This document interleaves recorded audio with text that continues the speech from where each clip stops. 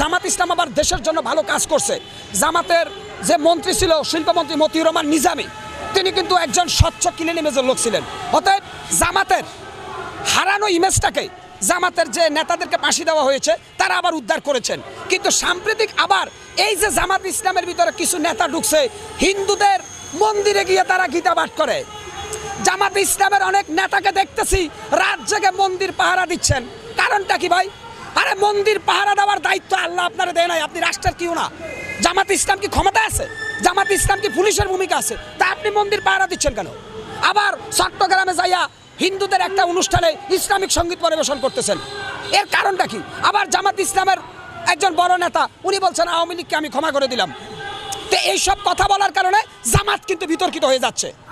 জামাত ইসলামের যে নেতাগুলো ছিল, দেলোয়ার হোসেন সাইদি, আলী আহমদ মুজাহিদ, কামরুজ্জামান, কাদের মোল্লা, মীর কাসেম আলী, এক একটা ছিল ওহুদের ময়দানের সৈনিকের মতো। মিয়া, আমরা তাদের স্যালুট করি।